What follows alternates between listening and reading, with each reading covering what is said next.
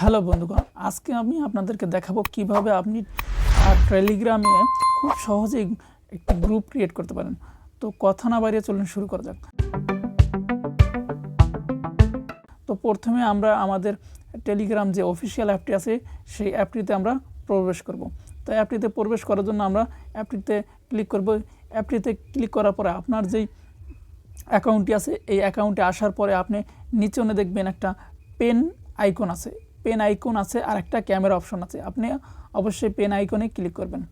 তো পেন আইকনে ক্লিক করার পর এখানে আপনার নিউ গ্রুপ যে অপশনটি আছে, নিউ গ্রুপ লেখা যে অপশনটি আছে, এই অপশনে একটা ক্লিক করবেন।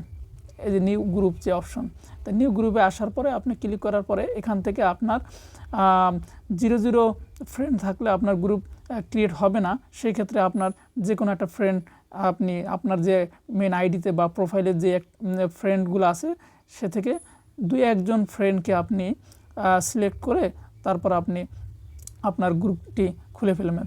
এজন্য আমি